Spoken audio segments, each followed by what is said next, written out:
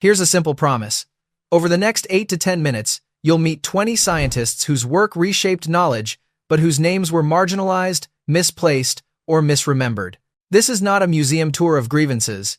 It's a study in how discoveries travel from bench or field into public story, how credit can fracture, and how procedural clarity, publication choices, and social networks determine whose names stick. We'll glide between 3 deep dives and a flurry of brisk profiles to see patterns, not just victims. Methods matter, documentation matters, and narrative framing matters in the long game. Starting with the woman behind the photograph, here's Rosalind Franklin's story. Rosalind Franklin's story begins with an X-ray image that looks like a blurred fingerprint, but contains the geometry of life itself. She was a meticulous experimentalist in a cramped London lab, coaxing organized DNA fibers into alignment, tuning humidity, refining exposure times, and translating faint diffraction patterns into quantitative constraints. Photograph 51 was not a one-off lucky snapshot. It was the cumulative product of technique development, careful calibration, and a mindset that treated noise as data until it resolved into signal. The popular shorthand Watson and Crick model, the double helix and win immortal fame, erases the months of benchwork that produced the data those models needed. Franklin's strength was method. She produced reproducible images and technical reports that narrowed model space in concrete ways. Her personality, direct, exacting, sometimes aloof, did not help when the scientific social world preferred affable narrators who could synthesize across disciplines and sell a single tidy story to journals and colleagues. Credit in science is a social technology as well as an ethical imperative. When Maurice Wilkins showed Franklin's image to others without her explicit consent, the image traveled into a set of model-building conversations that ended with a concise, public story about the double helix that favored those who combined theoretical synthesis with public claim-making. Over time, historians re-examined notebooks, letters, and lab reports and restored Franklin's central place in the evidentiary chain. But that restoration came after her death, reminding us that institutional memory corrects itself slowly. Her legacy is technical and cultural. Technically, Franklin's diffraction measurements constrained helix parameters and helped turn speculative models into falsifiable structures.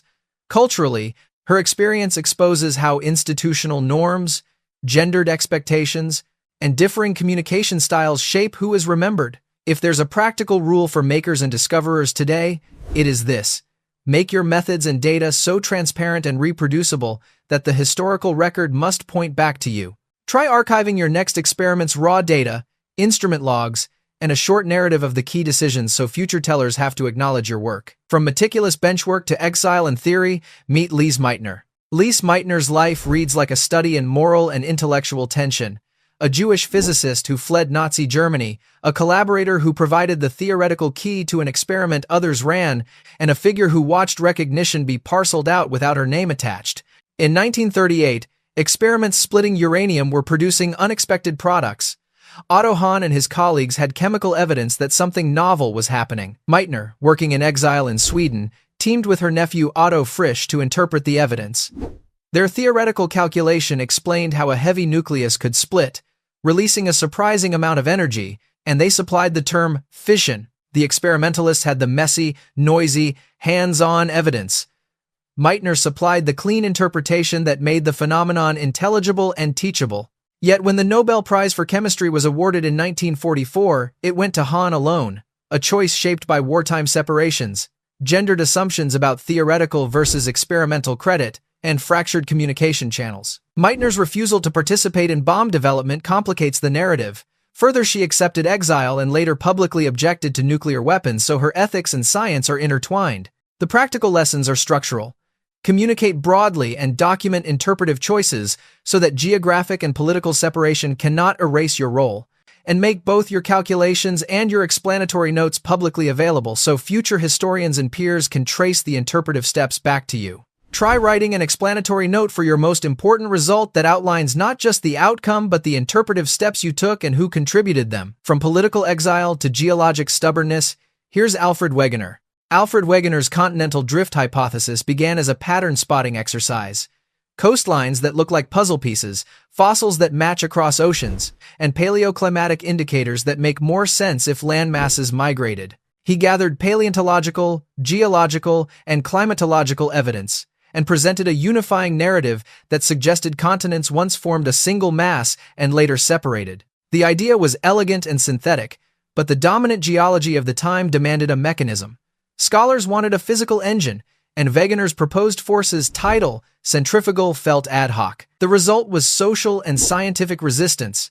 His colleagues mocked the lack of mechanism more than they engaged the evidence. Meanwhile, Wegener continued to amass correlational lines matching mountain belts, fossil distributions, and structural geology until he died in 1930 on an Arctic expedition. Vindication arrived after mid-20th century advances. Post-World War II seafloor mapping revealed mid-ocean ridges, paleomagnetic stripes showed symmetric magnetic reversals, and the Vine-Matthews hypothesis connected seafloor spreading with geomagnetic reversals to provide measurable mechanism. The tools needed to catch up to his pattern. Wegener's story is a practical case study in timing and translation.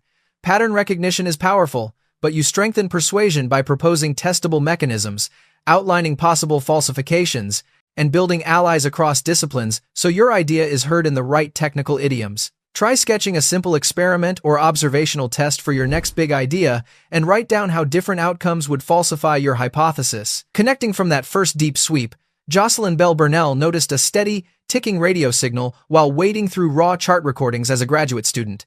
That regular pulse turned out to be the first pulsar, a fundamentally new astronomical object discovered by someone doing the patient, repetitive work of sifting noise from signal. She assembled the data, checked for instrumental artifacts and terrestrial interference, and insisted on reproducibility before concluding the signal was astrophysical, yet formal recognition favored senior supervisors when prizes were awarded. The pattern is familiar. The labor-intensive phase of discovery often sits at the lower strata of academic visibility, while narrative synthesis and prize cultures reward those who claim and package findings for elite audiences.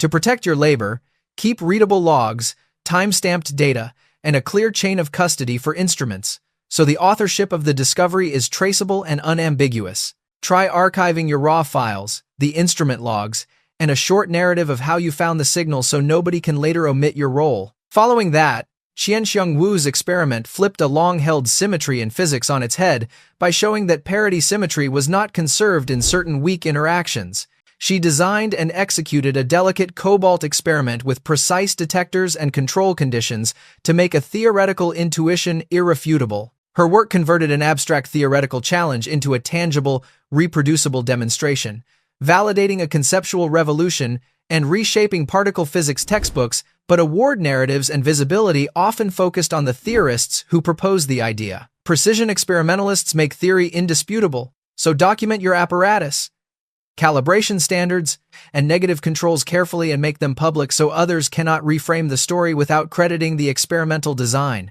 Try writing a clear methods appendix and depositing your data so your experimental handiwork is unmistakably attributable to you.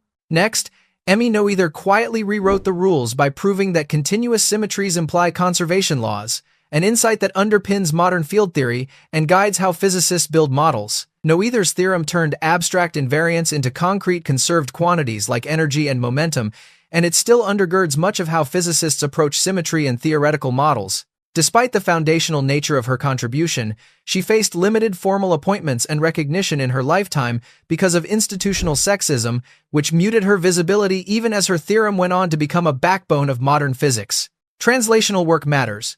If you produce a deep theoretical insight, write clear worked examples, publish accessible expositions, and cultivate interpreters in applied communities so your idea can be noticed, taught, and credited. Try drafting a plain language explainer of your theorem and a short set of worked examples so non-specialists can champion your insight. Transitioning to field science, Mary Anning spent years hunting fossils along the Jurassic coast, mastering field collection and fossil preparation techniques that made hard-to-recover specimens scientifically useful. Her finds ichthyosaurs, plesiosaurs, and other fossils forced rethinking of ancient life, but because she worked outside institutional circles and sold specimens to collectors, formal authorship and honors were often withheld. Field expertise is intellectual labor. The eye that recognizes a specimen and the hands that prepare it are as critical as the pen that describes it. When your practice produces evidence, document provenance with photos, detailed locality records, and a public specimen log so collectors, curators, and eventually historians can connect the specimen to your effort. Try keeping a field journal and a public specimen log with photographs and provenance so your finds are clearly traceable to you. Now, orbiting forward, Katherine Johnson did trajectory computations and verification checks that turned mathematical solutions into mission assurances for human spaceflight. She cross-checked numerical integrators, diagnosed edge cases, and produced the operational margins mission planners relied on to keep astronauts safe. Those calculations were essentially mission-critical intellectual property, but organizational storytelling and publicity historically sidelined many of the people doing verification work. Operational contributors are often invisible because public narratives favor milestones like launches rather than the verification steps that made those milestones safe. The remedy is traceability kept, dated computational notes, versioned calculation files, and reproducible scripts that demonstrate provenance. Try saving dated calculation files and a one-page summary of your verification steps so operational work is linked to your name. Nearby in genetics, Nettie Stevens ran controlled crosses and cytological analyses that linked particular chromosomes with sex determination using stain techniques and careful counts to make reproducible claims that could be tested by others. Even clear data can be obscured by priority disputes and social bias, so transparent raw tables, photographic plates, and clear protocols protect discovery ownership. Stevens's approach was rigorous and replicable. The lesson is to make replication straightforward by publishing data and methods in full and encouraging contemporaries to repeat your crosses. Try publishing full breeding tables and staining protocols in an accessible repository so your experimental path is reproducible and citable. Shifting to computational foresight, Ada Lovelace wrote expansive notes imagining how Babbage's analytical engine might manipulate symbols to produce outputs beyond arithmetic, and she included worked examples that read like proto-algorithms even before hardware existed. Because the infrastructure was absent, her ideas gestated as philosophy and were reframed as poetic curiosity for decades. When theory outraces implementation, the technical content can be turned into metaphor unless you give future builders concrete entry points. If you're sketching future tech, include pseudocode, worked outputs, and implementation notes so later engineers can convert speculation into systems. Try including worked pseudocode and expected outputs with your speculative designs so future engineers can implement them precisely. Electrical innovation brings Nikola Tesla into view. His alternating current systems and daring public demonstrations reshaped how power could be distributed, but his showmanship and patent skirmishes with contemporaries left a legacy both mythic and legally messy. Inventors need to translate spectacle into recorded invention date-stamped notebooks, patents, and reproducible demonstrations so that public narratives don't eclipse the technical record. Tesla's life is a reminder to pair visionary thinking with administrative rigor. Try keeping patent drafts, dated lab notes, and a public repository of diagrams so the technical record matches the public story. Back in genetics, Barbara McClintock mapped May's chromosomes and followed apparent anomalies that others dismissed as noise until her long-term mapping revealed transposable elements. Her persistence and meticulous cytogenetic technique eventually forced a paradigm shift and late recognition, showing that anomalous data can herald new mechanisms. Treat reproducible anomalies as leads rather than errors and replicate them across different contexts, so skeptics have multiple, independent confirmations to consider. Try documenting anomalous results across replicates and sharing the data openly so later theorists cannot ignore the signal you found. In a crossover of glamour and engineering, Hedy Lamarr and George Antheil devised a frequency-hopping concept to secure radio control channels, an idea born from cross-disciplinary thinking rather than a traditional lab lineage. Wartime priorities, patent pacing, and celebrity stereotypes slowed uptake, even though the concept later influenced wireless technologies. Interdisciplinary ideas often fail at the gatekeeping stage, so route your work to the communities that can implement it.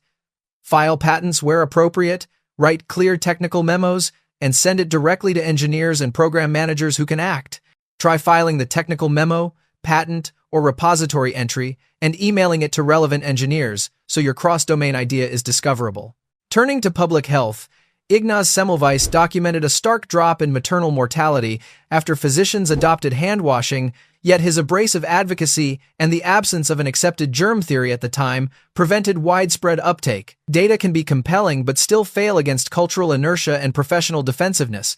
Combining demonstration pilots, gentle persuasion, and institutional allies helps new practices stick. For changemakers, pair evidence with small-scale pilot projects and use early adopters to model new behaviors. Try pairing your statistics with a small pilot and a coalition of supporters and write a one-page adoption plan so decision-makers can act. Alice Ball developed a chemical modification that made a previously ineffective topical treatment clinically usable for leprosy, saving lives, but attribution was muddled after her premature death and her method was temporarily miscredited. Her case shows how fragile authorship is when the publication pipeline or institutional custodianship breaks. Guard your work by timely publication, mentorship of successors, and depositing protocols in durable repositories.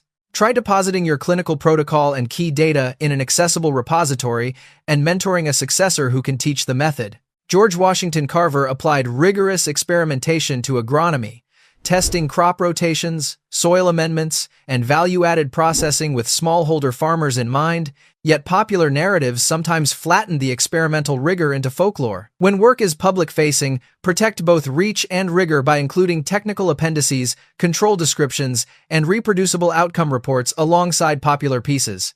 Try attaching a one-page technical appendix to accompany any public-facing write-up of your applied work. John Snow's cholera map took a diffuse mortality pattern and focused it into a visible cluster around a contaminated pump, enabling decisive intervention, but dominant explanatory frameworks like miasma theory slowed official acceptance. Visualization that directly links data to a simple, actionable lever is a powerful lever for policy change. Make your figures point to one clear intervention. Try creating a one-page intervention map for a real problem you care about that links data points to a clear, single action. Mary Golda Ross contributed orbital mechanics and systems integration thinking to early aerospace projects while remaining outside the spotlight, drafting versions of interface diagrams and performing trajectory analyses that integrated many subsystems, even as official histories omitted her name. Systems work is often invisible until someone assembles the pieces and documents how they fit, so make integrative contributions visible with version diagrams, interface specs, and contributor logs. Try creating a labeled integration diagram and contributor log for a current project so your system's work is clearly attributable. Florence Nightingale combined moral urgency with statistical innovation, using polar area charts and mortality metrics to turn sanitary reform into a quantifiable campaign. Administrators could finally see measurable impact, but cultural narratives often emphasized her caregiving role over her methodological invention.